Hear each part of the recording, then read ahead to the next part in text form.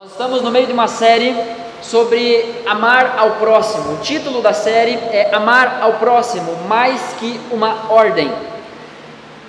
Nós tiramos isso do grande mandamento. O Evangelho de Mateus, como o Evangelho de Marcos, Lucas e também João, eles trazem as verdades do grande mandamento, de formas distintas, é claro, mas aqui para trazer uma referência, então, Marcos capítulo 12, vai dizer, no versículo 30 e 31, que nós devemos amar o nosso Deus, porque Ele é o único Senhor. Nós devemos amar a Deus com toda a nossa força, com todo o nosso entendimento, com todo o nosso coração, ou seja, nós devemos amar a Deus com tudo aquilo que nós somos, possuímos, produzimos. Devemos amar a Deus de verdade, é isso que o texto está dizendo. E o grande mandamento também fala sobre amarmos ao próximo como a nós mesmos. Então é daqui que nós tiramos esse princípio. Em outro momento, ainda esse ano na nossa igreja, nós fizemos uma série sobre o amar a Deus, a primeira parte do grande mandamento. E agora nós estamos então nessa sobre amar ao próximo. O discurso de amar ao próximo não é novo para ninguém. O discurso de amar o próximo não é incomum. Aqueles que não creem em Deus são capazes de amar o próximo, um amor corrompido, é verdade, mas são capazes de amar os seus. Há quem diga, e eu lembro que quando eu era adolescente e ouvi essa ilustração a primeira vez, eu fiquei chocado, porque o pastor disse assim: numa máfia, às vezes existe mais amor pelo próximo do que dentro da igreja. E eu pensei, meu Deus, onde é que eu fui me enfiar? Infelizmente, às vezes é verdade, né? Há mais cumplicidade, há mais fidelidade, há mais amor, carinho, zelo uns pelos outros. Mas aqui nessa igreja não. Aqui nessa igreja não. Amém? Agora, nós precisamos entender que esse mandamento de amar o próximo, ele não tem a ver apenas com a necessidade do próximo. Porque se eu ficar pensando em amar o meu próximo só quando ele está precisando, eu fico refém do meu próprio julgamento a respeito disso. Porque às vezes eu posso olhar para o seu Ailton e dizer, ele está inteiraço, está tranquilo, não está precisando do meu amor, né? E aí eu não o amo, porque ele não precisa. Mas não é isso que o grande mandamento nos ensina. As palavras de Jesus nos ensinam a amar o nosso próximo, e isso a todo momento. Não existem condições para isso. Então, o amor ao próximo não tem a ver apenas com o outro precisar ou não, mas quando eu amo o meu próximo, eu também estou revelando a minha natureza. Quando eu amo o meu irmão com o amor que eu recebi de Deus, eu estou dizendo que eu pertenço a Deus, e é esse amor que eu ofereço para o meu irmão. Eu preciso amar, e não de forma aleatória, mas devo fazer isso a todos e em todo o tempo. O teu irmão existe uma pessoa real do teu lado, então ela já cumpriu os requisitos para receber o teu amor. Toca aí na pessoa que está do teu lado, ela é real, ela existe, então você deve amar ela. Você deve amar ela. A pergunta é: de onde vem esse amor que Deus exige que eu ofereça? Porque isso não é uma coisa inventada por nós, pela igreja em algum momento, não, é o próprio Senhor que ensinou isso, que nós devemos amar o nosso próximo como nós amamos a nós mesmos. De onde vem esse amor? Como eu posso oferecer esse amor? A verdade é que Deus não pede para nós uma coisa que Ele não nos capacite para entregar. Então, se Deus, na sua palavra, ensina que devemos amar o nosso próximo com esse padrão, quer dizer que o próprio Deus nos capacita para amar o nosso próximo com esse padrão. Logo, quando não amamos o nosso próximo, não é porque nós somos incapazes. A verdade é porque, na maioria das vezes, nós estamos atrás de alguma desculpa para não fazer aquilo que sabemos que deveríamos fazer. Se Deus nos pede, Ele nos capacita para oferecer aquilo. Deus, Ele derramou o seu amor, Ele encheu os nossos corações com o amor dEle, e Ele encheu de forma que transborda. Não é encher para ficar cheio, é encher para derramar. É abundância. O próprio Jesus ensina isso. Eu vim para que vocês tenham vida, e vida em abundância.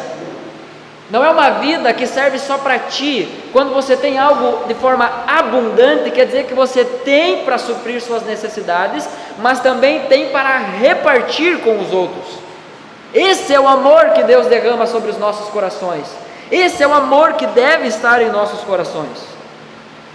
Se Deus derrama o amor dele sobre nós de tal forma, isso quer dizer que nós não conseguiremos não amar o nosso próximo. Pergunta para um copo d'água debaixo da torneira se ele consegue não ser cheio. Da mesma forma, nós, sendo cheios do amor de Deus, logo nós seremos levados a amar o nosso próximo. O nosso discurso aqui, a nossa preocupação não é se Jesus mandou ou não. A verdade é que nós somos feitos disso. O nosso desejo, o desejo do nosso coração é amar o nosso próximo, não simplesmente porque é uma ordem, mas porque nós somos feitos disso. Nós somos feitos de amor. Amém? Se você ferir o seu irmão, vai sair amor dele. Se você sangrar o seu irmão, vai sair amor dele, porque ele é feito disso. Nós somos feitos disso. O povo de Deus é feito de amor. Amém? Esse é o povo de Deus. Agora, hoje nós iniciaremos uma nova sessão dentro dessa nossa série de sermões. Antes de eu sair de férias, nós tivemos 2 sermões introdutórios, mas nós falamos sobre os mandamentos recíprocos que geram relacionamentos verdadeiros em nosso meio. O que é isso? São aquelas coisas que eu preciso fazer para criar relacionamentos verdadeiros com os meus irmãos. Por exemplo, nós precisamos acolher uns aos outros, saudar uns aos outros, cuidar uns dos outros, amar uns aos outros, suportar uns aos outros, sujeitar uns aos outros, perdoar uns aos outros. Esses foram os sermões, os temas que nós falamos até aqui. Isso serve para gerar relacionamentos verdadeiros em nosso meio. Sem isso, não existe relacionamento verdadeiro. Hoje, nós vamos iniciar essa segunda parte que fala sobre mandamentos que protegem os relacionamentos verdadeiros. Então, os relacionamentos foram iniciados, agora nós precisamos proteger, nós precisamos cuidar dos nossos relacionamentos. E hoje, nós vamos falar sobre um tema que, se você olhou o grupo, você viu lá nas redes sociais, você já sabe o que é. Nós vamos falar sobre julgamento. E o título do sermão é Não Julguem. Eu quero fazer a leitura junto com você do nosso texto base. Mateus capítulo 7, não fechou, né? Está lá ainda, né? Mateus 7, a partir do versículo 1, o texto diz assim: Não julguem, não julguem, para que vocês não sejam julgados, pois com o critério com que vocês julgarem, vocês serão julgados, e com a medida com que vocês tiverem medido, vocês também serão medidos. Por que você vê o cisco no olho do seu irmão, mas não repara na trave que está no seu próprio? Ou como você dirá a seu irmão: deixe que eu tire o cisco do seu olho, quando você tem uma trave no seu próprio? Hipócrita, tire primeiro a trave do seu olho, e então você verá claramente para tirar o cisco do olho do seu irmão. Não deem aos cães o que é santo, nem joguem as suas pérolas diante dos porcos, para que estes não as pisem com os pés, e aqueles, voltando-se, não estraçalhem vocês. Vamos orar mais uma vez? Senhor Deus e Pai, em nome de Jesus, é diante de Ti que nós estamos, é diante da Tua palavra, e o que nós precisamos, Senhor, é que Tu fale conosco. O que nós precisamos, Senhor, é que Tu nos ensine o nosso coração a andar de acordo com a Tua verdade. Em nome de Jesus, nós oramos assim. Amém. Amém. Alguém aqui tem aquele calçado chamado Crocs? Parece que estão com vergonha de levantar a mão, né? Alguém aqui tem aquele calçado chamado Crocs? Aquele que é horrível. Gente, assim, ó, eu sempre olhei para aquele calçado e pensei assim, ó, eu nunca vou comprar um troço desse. Eu acho esse calçado muito horrível. Só que a Joana ganhou um. E pensa numa coisa linda que é o tal do Crocs. No pé dela, mas não existe calçado mais bonito. No pé dela, o Crocs ele fica lindo, perfeito, ele até cheira bem. E aqueles que têm Crocs sabem do que eu estou falando. Para mim, o Crocs era feio, até a Joana colocar no pé. Completamente parcial no julgamento sou eu com o Crocs. Porque até então eu achava que, coisa horrível isso aí. Agora, eu chego para ela e digo assim, vamos botar o Crocs? E ela fala, tots. Mas não existe calçado mais bonito que esse, gente, pelo amor de Deus. Agora eu vejo alguém com Crocs e eu digo, minha filha tem um igual, é lindo. A nossa tendência sempre é essa, sermos parciais em nossos julgamentos. Quando é sobre a situação do outro, a gente olha de um jeito, feio, fedorento. Agora, quando olha para a nossa situação, não, é bonito, é até cheiroso. Nós somos parciais em nossos julgamentos. Essa é a nossa natureza. O problema é que nós temos a tendência de fazer isso também quando nós estamos falando sobre pecados.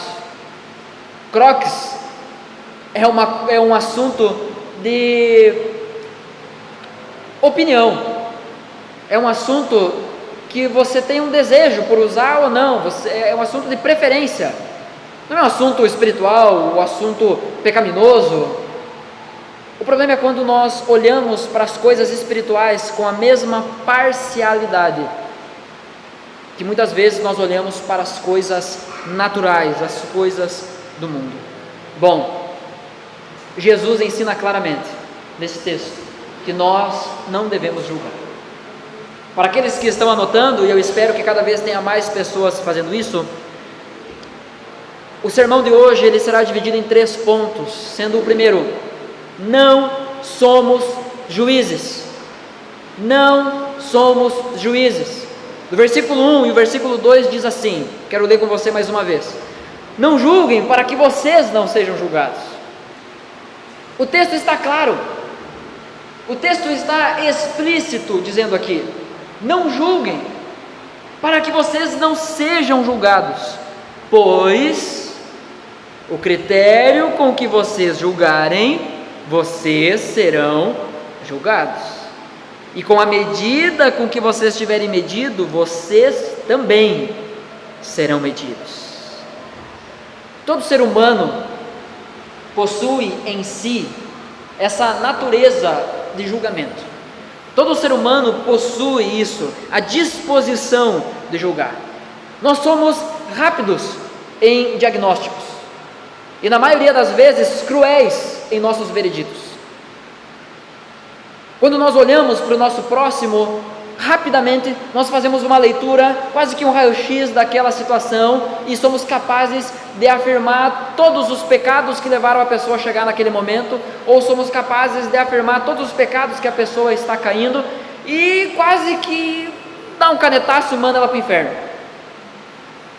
Nós temos essa disposição natural em nós, mas Jesus está dizendo, não julguem. Não julguem, não julguem. Somos rápidos para nos colocar num lugar de juiz, porém, somos lentos para perceber que na verdade nós estamos sentados no banco dos réus. Nós somos os acusados. Nós não somos juízes. Não julguem, diz o texto. É muito comum, não é normal. Quero ressaltar isso mais uma vez. Uma coisa normal é quando está tudo bem. Então, não é normal julgar. Não é normal. Pode ser comum, mas não é normal. Só porque todo mundo está fazendo, não quer dizer que está certo. Então, é muito comum as pessoas sentarem naquela cadeira elevada do juiz, para dar o veredito a respeito dos outros. Mas é incomum você perceber pessoas entendendo o lugar delas, que é o banco dos réus. E aqui que está o nosso problema. Entender a nossa condição de réu é essencial para a proteção dos nossos relacionamentos. Porque se tiver dentre nós alguns juízes, são esses que vão ficar dizendo, definindo o que os outros são ou não são. E nós não somos juízes, Deus é. Jesus há de julgar todas as coisas. Nesse sentido final, apenas Deus pode julgar. Então entender essa condição de réu é essencial para a saúde dos nossos relacionamentos, para proteger os nossos relacionamentos. A cadeira que você está é de réu. O banco que você está é de réu. Você é o acusado. Você não é o juiz.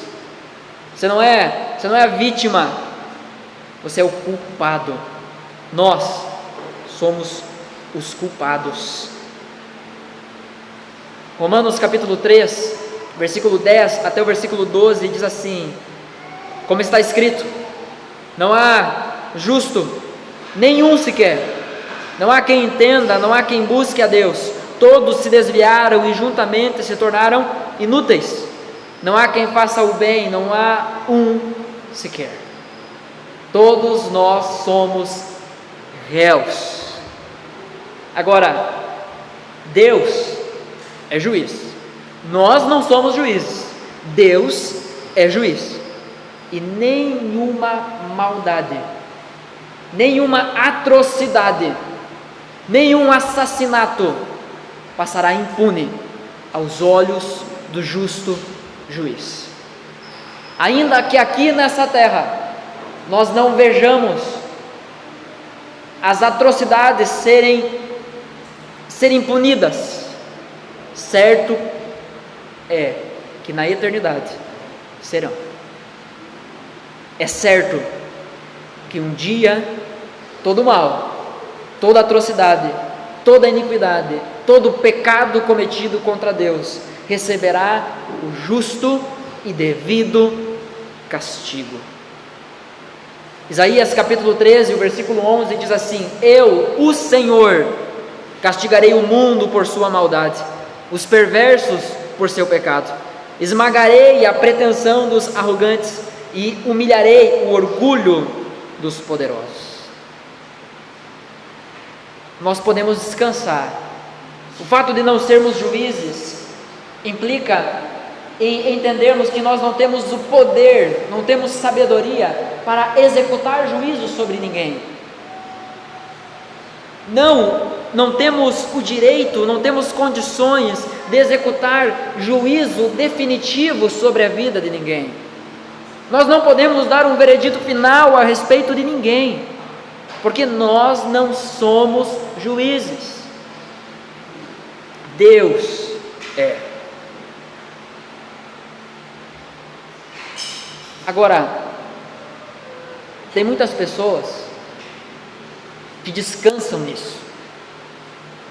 Tem uma turma de crentes sem vergonha que diz assim: só Deus pode me julgar. E aí descansa nisso.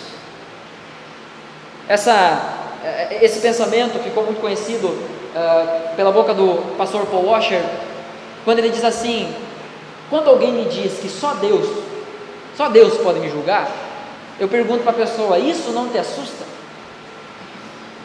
Porque o Deus que é onipresente, que está em todos os lugares, está lá onde você não deveria estar, Deus está. Quando você está fazendo o que não deveria fazer, Deus está lá.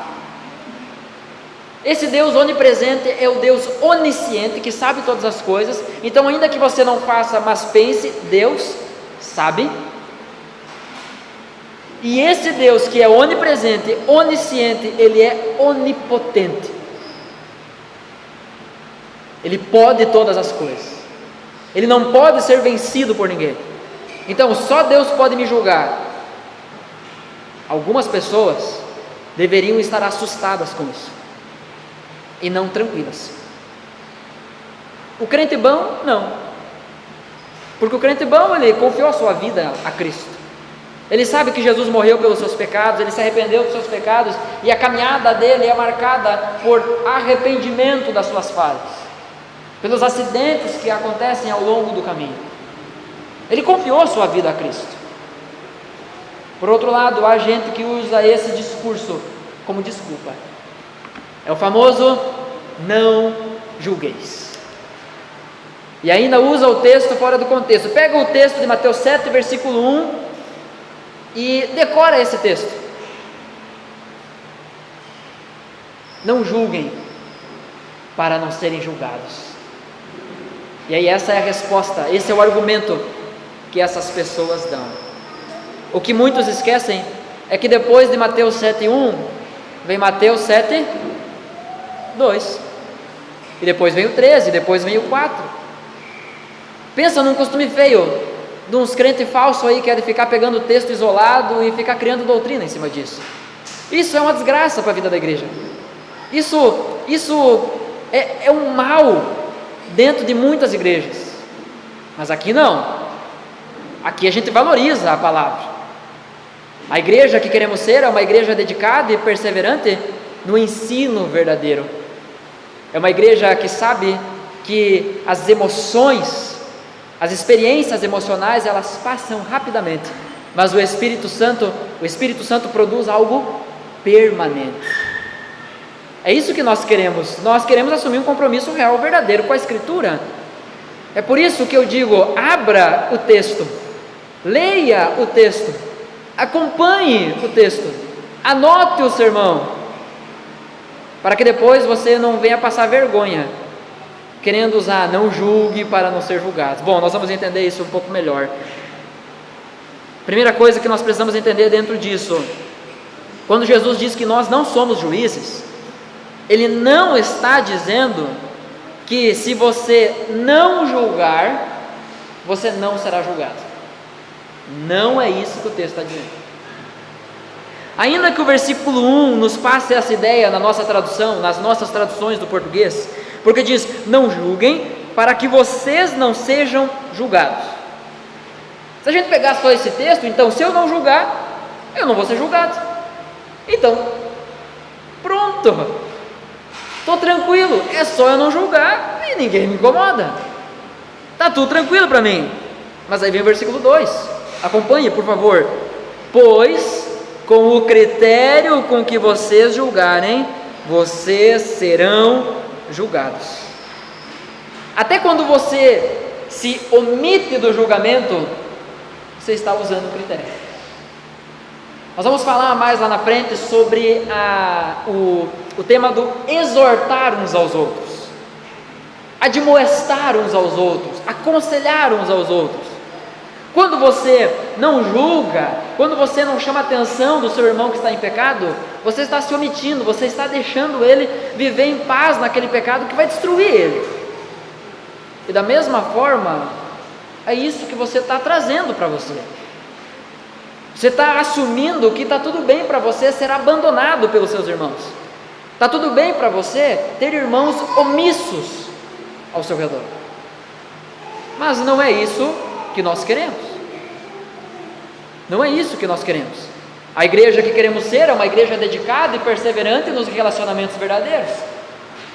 É uma igreja que valoriza uns aos outros. Por quê? Porque ama uns aos outros. Então não é uma opção para nós viver de forma isolada. Eu já disse isso aqui muitas vezes. Se você quer viver de forma isolada, você não vai se sentir bem nessa igreja, porque a começar por mim, eu vou me meter na tua vida. Jesus nos ensinou a respeito disso. Essa série sobre os mandamentos recíprocos vem para nos ensinar de uma vez por todas, com fundamentação bíblica, que a vida cristã não é vivida no anonimato, nem numa pessoalidade isolada, mas é vivida em coletividade. Nós vivemos como família, nós somos igreja. Agora, Jesus não está dizendo que se você não julgar, você não será julgado por Deus. Na verdade, o texto está falando sobre os nossos relacionamentos com as pessoas. O texto não está dizendo que se você não julgar o seu irmão, então Deus não vai te julgar. Não é isso. O texto está dizendo que você não deve julgar o seu irmão, para que o teu irmão também não te julgue. Porque com o mesmo critério que você julgar, você será julgado. Então, se eu chegar para o Vini e dizer assim: ô Vini, meu irmão, tu tem que ser um marido mais amoroso, e eu sou um cavalo com a minha esposa, que validade, que valor esse meu julgamento vai ter com o Vini? Nenhum. Se eu falar aqui para vocês que nós precisamos levar a sério a Bíblia, a palavra de Deus, mas vocês perceberem que eu sou leviano com isso, que valor isso terá? Então, da mesma forma como eu julgo, eu serei julgado. Se eu digo para você que determinada atitude é pecado, consequentemente você vai começar a olhar para a minha vida naquela área para ver se eu luto contra aquele pecado. O problema é que nós temos muitas pessoas que falam, mas não fazem. Ou melhor, até que falam e não deixam de fazer algumas coisas que deveriam deixar de fazer. Então, Jesus não está dizendo nesse texto que se você não julgar, Deus não vai te julgar. Não. Jesus está dizendo que você não deve julgar, para que os teus irmãos também não te julguem nisso, também não te condenem nisso. Ouvi certa vez a seguinte frase: aquilo que você prega, te prega. Aquilo que você fala, vai te amarrar. O famoso ditado popular: o peixe morre pela boca. Então muitas vezes nós somos apressados em falar sobre os outros, mas somos lentos, letárgicos, preguiçosos em olhar para a nossa própria vida. Então Jesus não está dizendo que se você não julgar, Deus não vai te julgar. Deus vai te julgar de qualquer jeito. Esse texto, Jesus está falando sobre os nossos relacionamentos entre as pessoas. Então tome cuidado. Qual é o julgamento? Qual é o parâmetro? Qual é o padrão que você está levantando para as pessoas ao seu redor? Ouvi hoje ainda um camarada contando uma experiência de que ele estava num culto, aquilo que ele define como um ambiente profundamente espiritual, e que ele estava ali assim, na presença de Deus, e aquilo estava mexendo com ele, e aí de repente na frente dele um camarada sentou e começou a mexer no Facebook. E aí ele começou a se perguntar: meu Deus, como é que pode num lugar assim, a presença de Deus quase que palpável aqui dentro, e esse camarada aqui senta mexendo no Facebook? Que tipo de pessoa faz uma coisa dessa? E nas palavras dele, né, ele contando, ele diz assim que o Espírito Santo falou ao coração dele: e que tipo de pessoa que num lugar desse, onde a experiência, a presença de Deus está tão forte, fica cuidando do outro que está mexendo no celular? Então você percebe que às vezes os nossos julgamentos, eles são cheios de razão, cheios de santidade, só que nós não olhamos para nós. E aí vem o segundo ponto do sermão. O primeiro: nós não somos juízes. O segundo: nós devemos julgar. Mas parece que está errado isso aqui. Mas a Bíblia ensina sobre um tipo de julgamento que o cristão deve exercer sobre o seu próximo. E nós vamos entender isso através da palavra. Nós não somos juízes no sentido de que nós não podemos determinar o que é uma pessoa. Nós não podemos declarar ou condenar uma pessoa. Apenas Deus pode fazer isso. Todos nós somos réus. Por outro lado, o texto segue a partir do versículo 3, então, até o versículo 5. E aí nós vamos entender que nós também devemos julgar. O versículo 3 diz assim: por que você vê o cisco no olho do seu irmão, mas não repara na trave que está no seu próprio? Ou como você dirá a seu irmão: deixe que eu tire o cisco do seu olho, quando você tem uma trave no seu próprio? Hipócrita, tire primeiro a trave do seu olho, e então você verá claramente para tirar o cisco do olho do seu irmão. Pois bem, nós devemos julgar, mas precisamos tomar cuidado em como faremos isso. Jesus aqui não está condenando o julgamento ao próximo.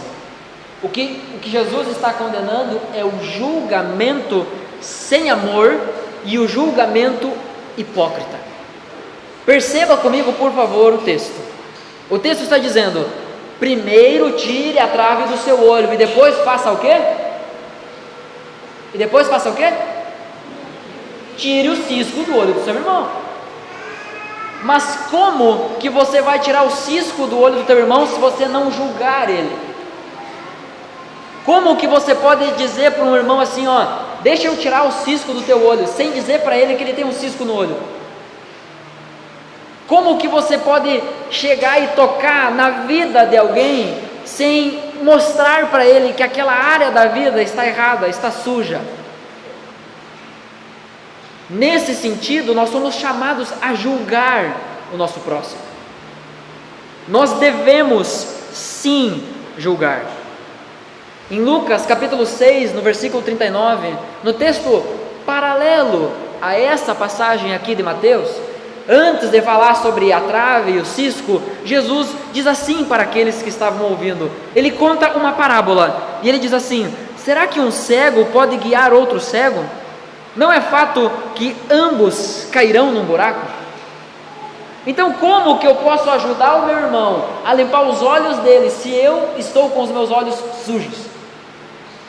Como eu posso guiar o meu irmão por um caminho que eu não estou vendo? Jesus usa essa ilustração, ele conta essa parábola e de forma muito clara ele deixa aqui exposto o que ele está querendo ensinar. Você não pode guiar alguém se você não sabe para onde está indo. Você não pode ajudar os teus irmãos a lutarem contra os pecados deles se você não está lutando contra os seus. Você não pode dizer para o seu irmão: cuida da tua esposa, enquanto você não cuida, cara. Você não pode dizer: ame seus filhos, se você não ama seus filhos. Você não pode dizer que há contentamento, há satisfação na presença de Deus, enquanto você está aí murmurando dia e noite, sempre correndo atrás de outras coisas, e com isso dizendo que Jesus não é suficiente. Uma frase muito famosa e dita nos batismos, na hora do batismo, é quando o camarada que vai batizar o outro pergunta assim: gente, os pais estão ali, então por favor volta para cá, tá? Essas crianças têm pais, se vocês precisarem de ajuda é só chamar, volta para cá. Uma frase muito dita nos momentos do batismo é aquela pergunta: você confessa Jesus Cristo como teu único e suficiente Senhor e Salvador? Aí a pessoa que está se batizando, ela diz sim, né? Tem uns até que gritam e pulam e tal. Mas aí depois a gente começa a viver como se a gente precisasse de mais coisa, como se Jesus não fosse suficiente, e aí a gente fica murmurando. Tá bom, Jesus, eu sei que tu supre todas as minhas necessidades, mas, que desgraça diabólica esse mas, que a gente sempre está precisando de mais alguma coisa, sempre está faltando mais alguma coisa, não há contentamento com aquilo que a gente tem. Jesus, muito obrigado pelo carro que tu me deu, mas, muito obrigado pelo emprego que tu me deu, mas, muito obrigado pelo marido que tu me deu, mas, sempre tem um mas, nunca é suficiente, sempre murmurando. Como que você, agindo, vivendo desse jeito, você vai conseguir guiar os teus irmãos para um contentamento verdadeiro com Deus?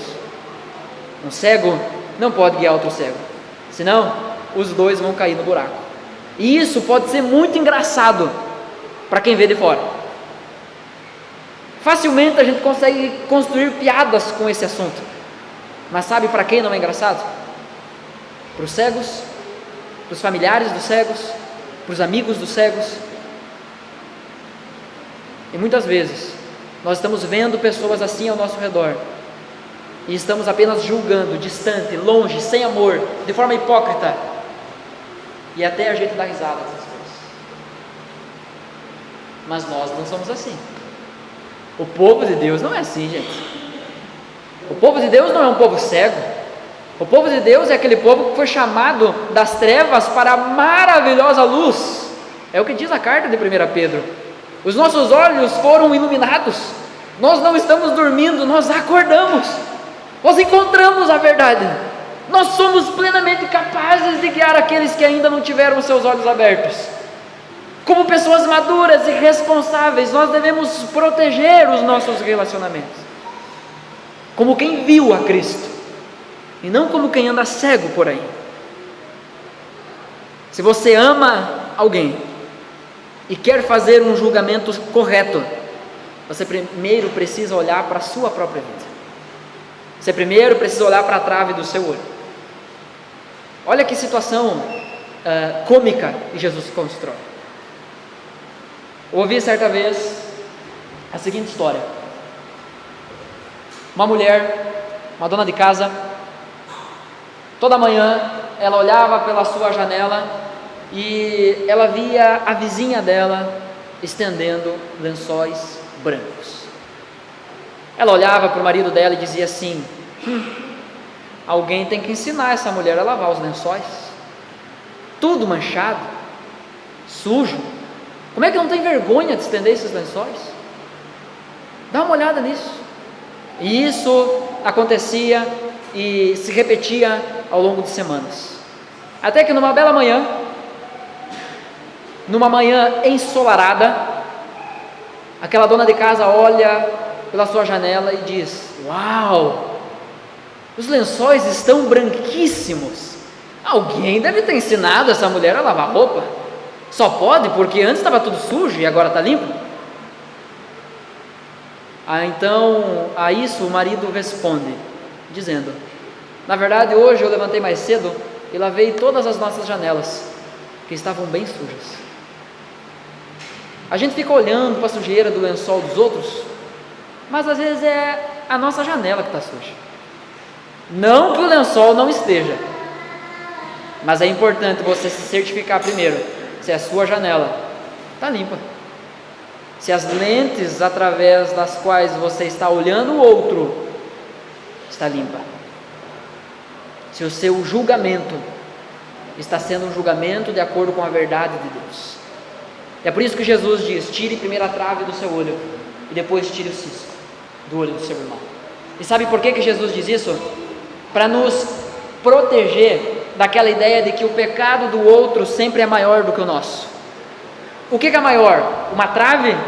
Um cabo de vassoura? Ou um cisco? O que é maior? A trave.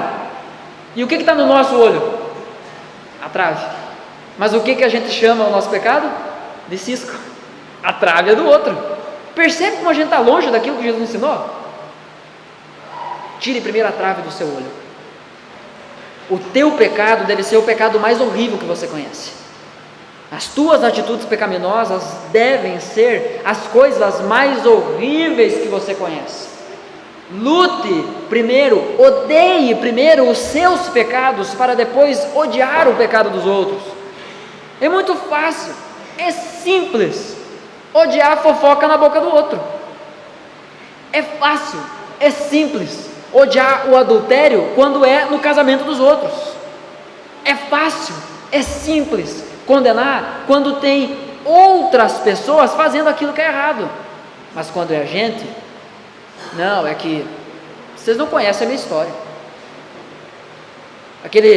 Aquela falácia popular, usa os meus sapatos, né? Calça os meus sapatos, aí tu vai ver o porquê que eu estou assim. Ah, dá licença, gente, coisa de criança isso. Um monte de adulto, barbado, gente velha com filho, casado, com neto já aí, ao invés de assumir a responsabilidade pelos seus pecados e buscar Deus em arrependimento, fica dando desculpa, fica se escondendo atrás do não julgueis. Paz, não julgueis.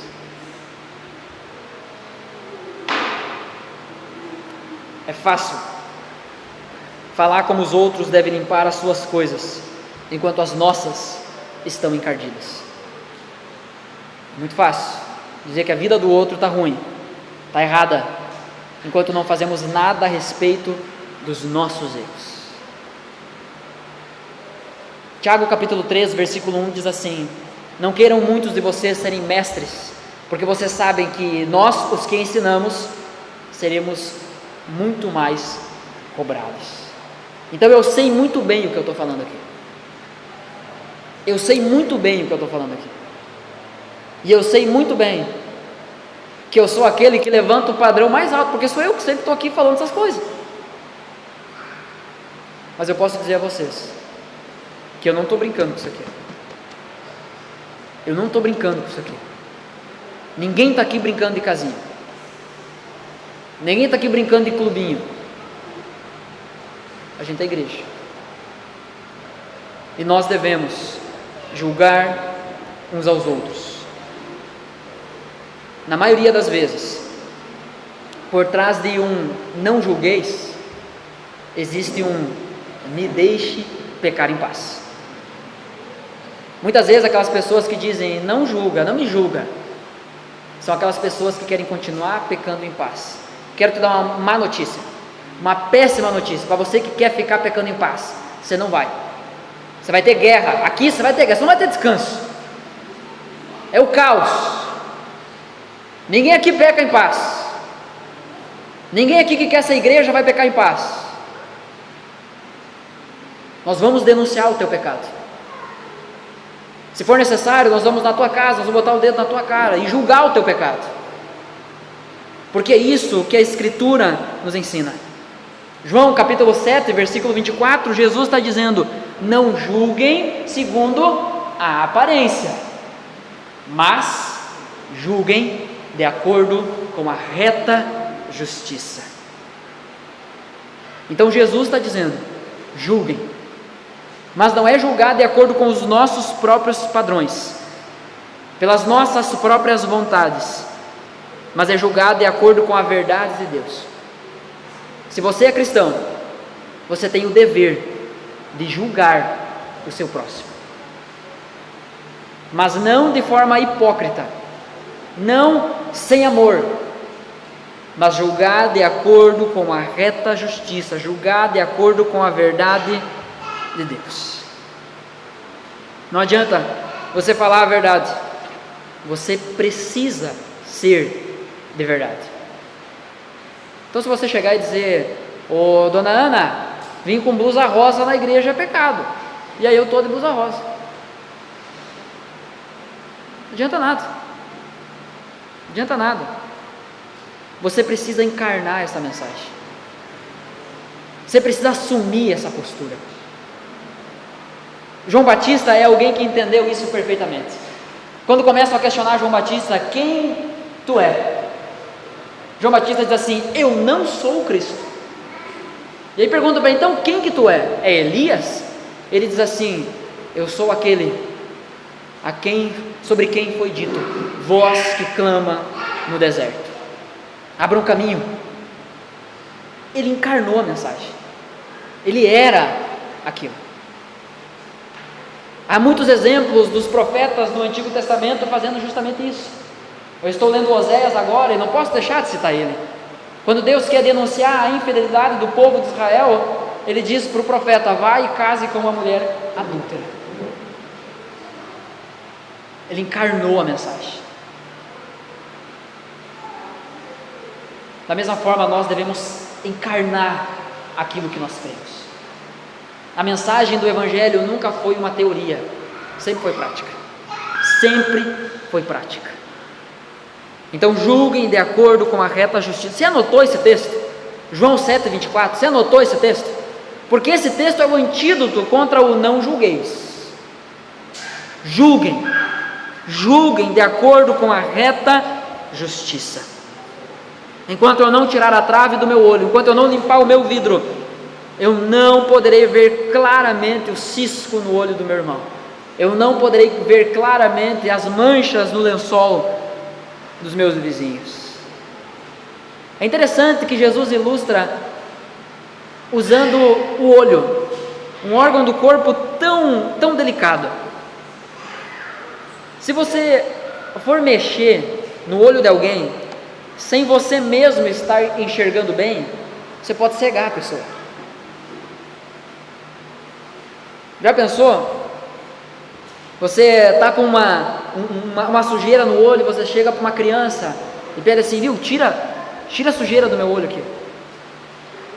A criança que estava brincando na terra, levanta, passa o dedo dentro do teu olho, te cega. Você não faz isso com qualquer um. Você pede isso para alguém que tenha condições de fazer isso. Aqueles que têm problema de visão não vão nem fazer uma consulta para ver se precisam de óculos com qualquer um, quanto mais fazer uma cirurgia. Se você não ver claramente, você não pode tocar nessa área tão delicada da vida do irmão.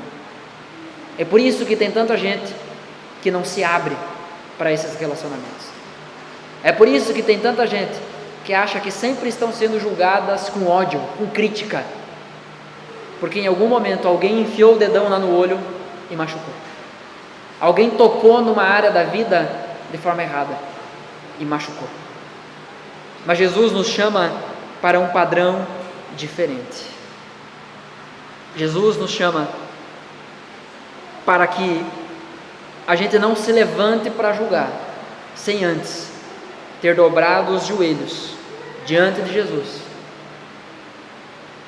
para tirar a trave do nosso olho. Tem muita gente que diz assim: os cristãos são hipócritas, só julgam.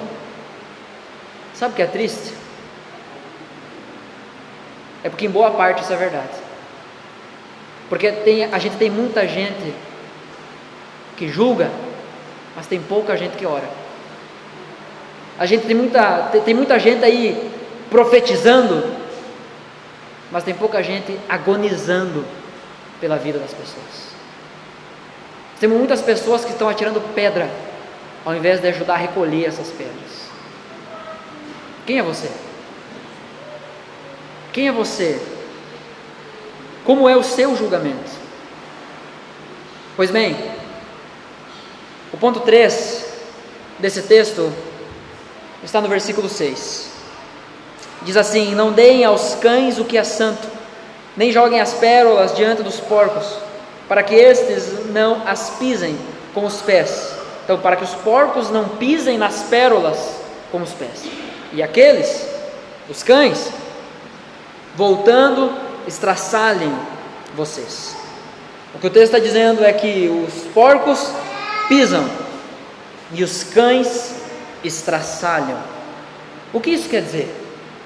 Parece uma linguagem difícil de entender, principalmente porque muitas pessoas pegam esse texto e tiram do contexto. Mas esse texto está dentro de um contexto de julgamento. E o terceiro ponto é o valor do julgamento. Quero explicar melhor. O Jesus que diz para não julgar é o mesmo Jesus que está julgando, quando ele fala sobre cães e porcos. Quando ele diz não julguem, mas ele está dizendo tem gente que é porco, tem gente que é cão, o que ele está fazendo? Ele está julgando. Ele está dizendo o que aquelas pessoas são. Mas aí a turma dos sem vergonha vão dizer: não, mas Jesus é Deus, Ele pode fazer isso. Bom, vejamos, 1 Tessalonicenses capítulo 5, versículo 21, falando sobre aquilo que se ouvia acerca da palavra de Deus, Paulo, orientando o povo de Tessalônica, diz assim: examinem todas as coisas, julguem todas as coisas e retenham o que é bom. Não aceite qualquer coisa porque veio de uma pessoa que aparentemente sabe o que está falando. Examinem todas as coisas, julguem todas as coisas. O livro de Atos vai falar sobre o povo de Bereia, que eram mais nobres, eram mais cultos do que os de Tessalônica, porque eles examinavam, pasmem, a pregação de Paulo. Não era a pregação do Tito, não era a pregação do pastor que vocês têm aqui, era a pregação de Paulo. E eles julgavam a pregação de Paulo, para ver se aquilo que Paulo estava falando estava de acordo com a Escritura. Nós somos chamados a julgar todas as coisas. 1 João capítulo 4, versículo 1 diz: amados, não deem crédito a qualquer espírito, mas provem, julguem os espíritos para ver se procedem de Deus, porque muitos falsos profetas têm saído do mundo afora. Como é que a gente vai saber quem é falso profeta se a gente não julgar esses? Como? Esse argumento do não julgueis, ele é insustentável. Não tem nenhum crente bom que defende isso. Não tem nenhum pastor sério que defende isso. Isso é falácia, é desculpa. 1 Coríntios, capítulo 14, versículo 29, tratando-se de profetas, falem apenas 2 ou 3, e os outros julguem. Eu posso te passar depois o esboço que eu estou usando aqui, é só você me pedir no WhatsApp. 1 Coríntios 5, versículo 12 e 13, pois com que direito haveria eu de julgar os de fora? Diz o apóstolo Paulo. Mas será que vocês não devem julgar os de dentro? Os de fora, esses Deus julgará. Expulsem o malfeitor do meio de vocês. Aqui Paulo está falando sobre uma situação específica de alguém que estava no pecado, tinha sido repreendido do seu pecado, mas não havia se arrependido do seu pecado. Mateus capítulo 18 também vai falar sobre isso. Se você vê o irmão pecando, vai e repreenda-o. Se ele se arrepender, você ganhou o irmão. Vai e julgue ele, apresente a verdade para ele.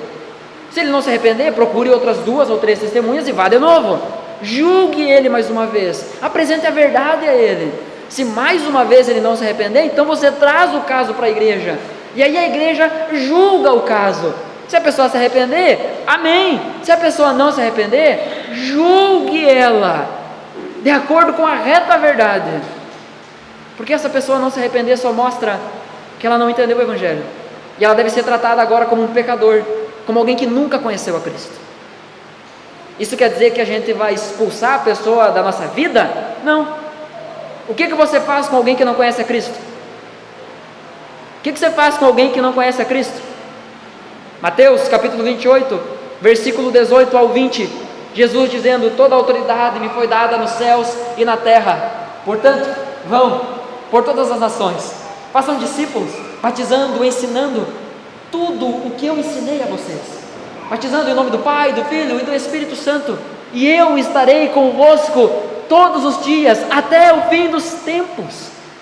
Não é que você exclui e dane-se essa pessoa, não, você ama e evangeliza ela, prega o Evangelho para ela. Você pregar a verdade é um julgamento, porque quando você levanta a verdade, a mentira é julgada. Quando o verdadeiro se levanta, o falso é denunciado. O nosso chamado não é nada mais, nada menos do que julgar. Falando a respeito do fim dos tempos, eu não vou entrar muito nesse assunto aqui, mas falando a respeito do fim dos tempos, Paulo, ensinando sobre isso, vai dizer que nós, os santos, os filhos de Deus, nos assentaremos com Deus, com Jesus, para julgar o mundo, não só aqui, mas também na eternidade. Isso faz parte do papel do povo de Deus. O julgamento correto é ordenado e valioso para a saúde do povo de Deus. Porque a partir do momento que pararmos de julgar falsas profecias, a partir do momento de que pararmos de julgar heresias, a partir do momento que pararmos de julgar pessoas que afirmam serem cristãs, mas agem como filhas do diabo, nós nos perdemos. Lembre-se, houve momentos que Jesus chamou os fariseus, os mestres da lei, de raça de víboras. Isso era uma ofensa enorme para eles. Há momentos que Jesus olha para aquelas pessoas que estavam indagando e chama-os de filhos do diabo. Há momentos de chamar aqueles que são raça de víboras de raça de víboras. Há momentos de chamarmos os filhos do diabo de filhos do diabo. O Evangelho não é sobre passar a mão na cabeça. O Evangelho é sobre uma verdade que julga, que denuncia a mentira. Os cães da época aqui de Jesus não eram os cães do tipo de cachorro que você olharia e dizer: meu filho, minha filha, né? Os pais de pet. Os cães dessa época não são domésticos. Os cães dessa época é quase uma quadrilha. Eles andavam em bandos. Os cães dessa época não cheiravam algodão doce, que nem volta o teu expulguento lá do pet. Eles fediam a carniça. Eles comiam restos. Eles comiam carniça. Eram selvagens. E até mesmo atacavam pessoas. Foram os cães que comeram os restos de Jezabel. Era cachorro que comia carniça. Então, quando Jesus está dizendo: não deem aquilo que é sagrado aos cães, aquelas pessoas entendiam muito bem o que Jesus estava falando. Não deem aquilo que é sagrado àqueles que vão destroçar isso. Não dê aquilo que é valioso para alguém que vive na carniça. Tanto os cães como os porcos eram considerados impuros para o povo judeu. Eram criaturas desprezíveis para aquele público, para aqueles que conheciam a lei. Porém, não é só aqueles que tinham um conhecimento da lei mosaica que entenderam o que Jesus estava falando. Assim também nós podemos entender. Pense comigo. Entregue uma Bíblia para um cachorro e veja se ele vai dar o valor devido. Não se surpreenda se você encontrá-la rasgada, desprezada e mijada. Jogue joias num chiqueiro e não se surpreenda se você vê os porcos desprezando, se revirando, sujando e até mesmo perdendo aquilo que era valioso. O que Jesus está nos ensinando aqui é que há um limite para o julgamento. A mensagem que nós carregamos, ela é valiosa. E nós devemos tomar o cuidado para que essa mensagem não seja tratada como se fosse nada. Há pessoas que nós pregamos o Evangelho, e essas pessoas com convicção e de forma sistemática, diária, de forma persistente, negam, desprezam o Evangelho, até mesmo se desfazem do Evangelho, debocham da cruz de Cristo, tratam como se fosse palha, como se não fosse nada. Continuar pregando para essas pessoas e julgar é pregar o Evangelho. Como eu disse, é você falar a verdade e através do discurso da verdade a mentira é julgada. Então, continuar pregando, continuar julgando essas pessoas é nós mesmos desvalorizar a mensagem da cruz. Não se esqueça, Romanos capítulo 1, os homens chegaram a tal ponto que Deus os entregou às suas próprias paixões, para que eles recebessem em si mesmo o castigo pelos seus pecados. Há um momento em que continuar julgando, continuar pregando, é desvalorizar a mensagem que nós estamos carregando. É como você continuar dando esmola, você continuar dando dinheiro para um cachaceiro, que cada dia sofre um acidente diferente que podia ter tirado a vida dele. Você está só contribuindo para o mal. Há momentos que o silêncio, ele vai valorizar a mensagem que nós estamos pregando. É claro, nós devemos tomar cuidado para não taxar de porco e cão qualquer pessoa, e de forma apressada. Falou uma vez, a pessoa não quis, seu porco, seu cão, vai para o inferno. Lembre-se, nós não somos juízes, Deus somente é.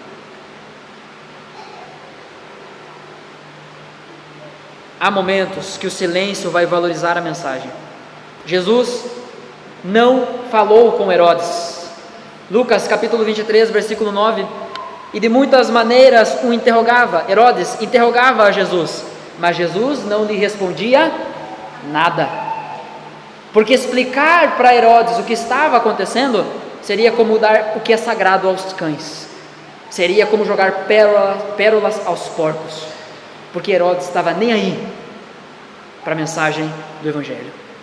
Jesus também se recusou a responder a alguns opositores. Em Mateus capítulo 21, versículo 23 ao versículo 27, Jesus entrou no templo e quando estava ensinando, os principais sacerdotes e os anciãos do povo se aproximaram dele e perguntaram: com que autoridade tu ensina? Com que autoridade tu faz essas coisas? Quem te deu essa autoridade? Jesus diz: eu também vou fazer uma pergunta para vocês. Se vocês me disserem com que autoridade João Batista batiza, eu respondo para vocês. Eles não quiseram responder, então Jesus diz: eu também não vou responder vocês. É Jesus dizendo: o meu silêncio vai valorizar a mensagem. Tome cuidado, tome cuidado. O nosso julgamento tem um limite. Caso contrário, seremos como aquelas pessoas que ficam jogando palavras ao vento. É por isso que os cristãos muitas vezes são taxados de loucos, de pessoas que não entendem o tempo que vivem, porque ficam tentando empurrar, que ficam tentando ensinar para um cachorro o que é santo, que ficam tentando dizer para um porco que pérola vale muito. Não é nosso papel fazer isso. Pregue, pregue, pregue, pregue. Mas quando houver uma recusa sistemática, convicta, perseverante, o teu silêncio é melhor. Recue. Ame essa pessoa. Seja alguém de verdade na vida dessa pessoa, até que ela se abra para ouvir o valor que tem o que é santo, para ouvir o valor que tem as pérolas que nós temos para oferecer. Irmãos, o povo de Deus, eu e você, devemos ser os primeiros a reconhecer o valor da mensagem da cruz. Paulo diz que nós temos esse tesouro em vasos de barro. Nós somos frágeis, mas aquilo que carregamos é muito, muito valioso. Então valorize isso. Não fique jogando, entregando, falando de qualquer jeito. Jesus está voltando, viu? Como se isso fosse qualquer coisa. Jesus te ama, viu? Como se isso fosse qualquer coisa. Não é mais um discurso, é algo valioso. O problema, na maioria das vezes, não é que o porco e o cão não entendem o valor. O problema, na maioria das vezes, é que as ovelhas estão tratando o seu grande tesouro como se fosse palha, como se fosse qualquer coisa. Diante disso, portanto, precisamos entender que todos nós estamos sentados nos bancos dos réus. Todos somos culpados e por isso nós não podemos julgar pela nossa justiça, pelos nossos padrões. Jesus nos ordena a julgar de acordo com a justiça dele, com a justiça de Deus, isso é, com a reta e verdadeira justiça. Sendo assim, você cristão, você que levanta o nome do Senhor, você deve julgar os seus irmãos, mas não sem antes se certificar de que está vendo claramente para fazer isso. Porque julgar por julgar, qualquer um pode fazer isso. Não julgue, em nome de Jesus, não julgue sem antes ter orado e chorado pelo seu irmão. Não julgue sem antes ter sentido a dor do teu irmão, sem antes entender o peso do pecado. Mas depois que você fizer isso, depois que você se arrepender do seu pecado, depois que você lidar com o seu pecado, depois que você se livrar da hipocrisia, levante-se com coragem, com ousadia, olhe na bolita do olho do teu irmão e diga a ele: arrependa-se, Deus me mandou aqui para julgar o teu pecado, volte-se para o Senhor. É isso que nós devemos fazer. Isso protege os nossos relacionamentos. Não julgue de qualquer forma. Julgar de acordo com a verdade da palavra é o nosso dever. Distorcer esse princípio bíblico é tratar a palavra de Deus como o diabo. Foi ele que tentou mudar o que Deus tinha dito. Então, quando você diz: ninguém pode me julgar, você está distorcendo um princípio da palavra. E sabe quem faz isso? Satanás. E sabe quem também faz isso? Os filhos de Satanás. Não adianta tentar fugir, dizendo que Deus conhece a intenção do coração. Jesus mandou a gente julgar as evidências e não intenções. Jesus não disse que para conhecer uma árvore você tem que abrir o caule da árvore para ver o que tem lá dentro. Jesus mandou a gente olhar para os frutos da árvore.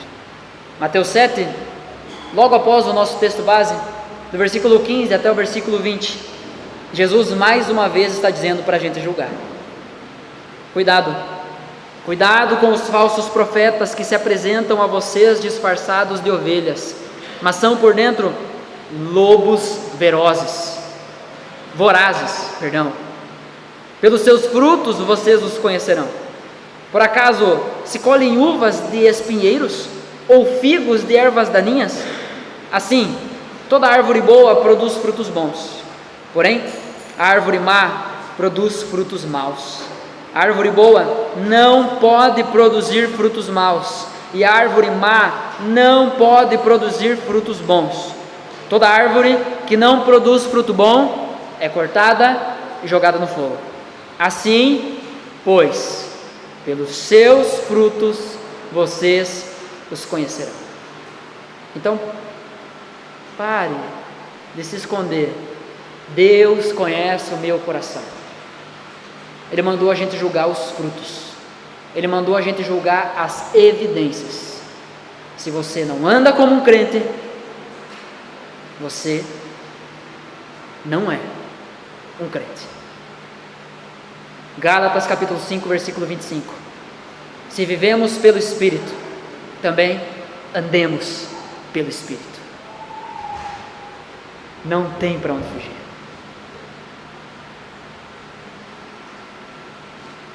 Oro a Deus para que saiamos daqui renovados e prontos para lutarmos contra os nossos pecados.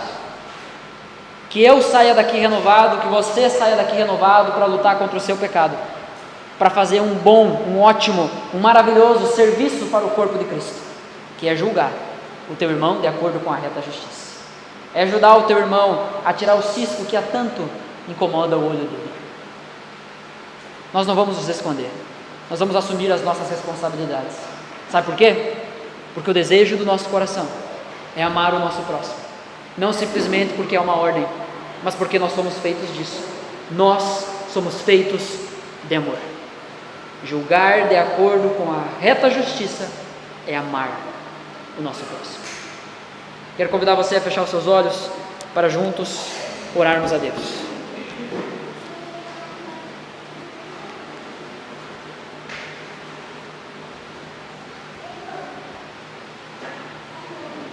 Senhor Deus e Pai,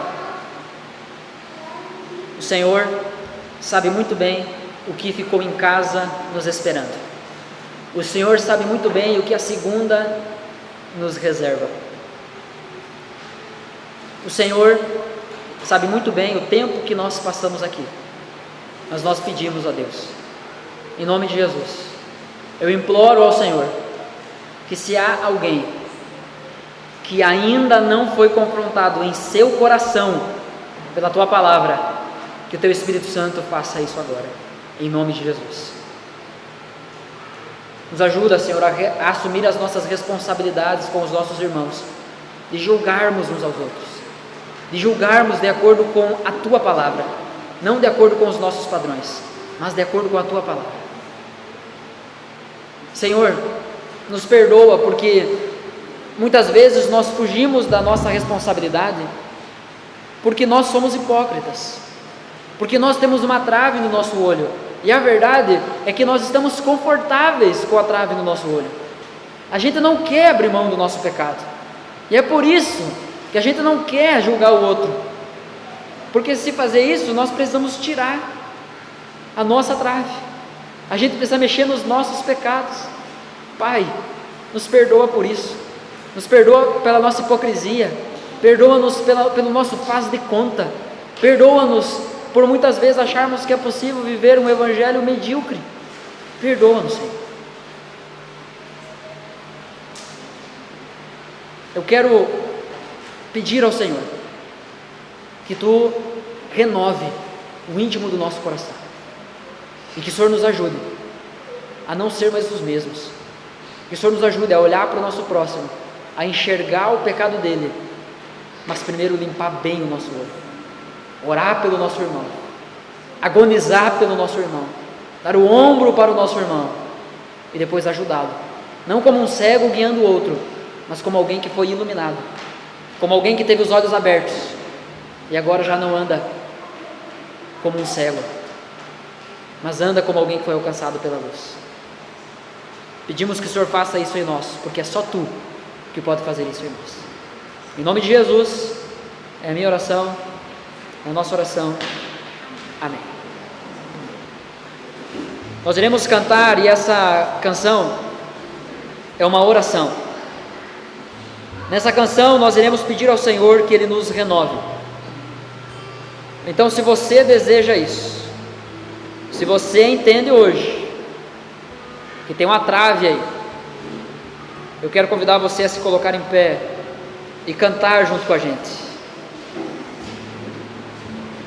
de forma verdadeira, pedindo: Senhor, me ajuda a tirar essa trave do meu olho, para que eu possa ajudar os meus irmãos a também removerem o cisco dos seus olhos.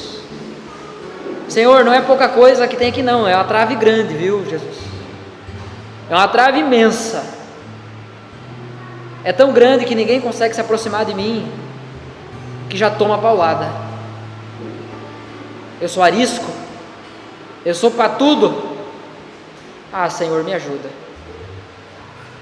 Talvez essa deve ser a sua oração, e que o seu clamor seja: renova-me, Senhor, em nome de Jesus. Senhor.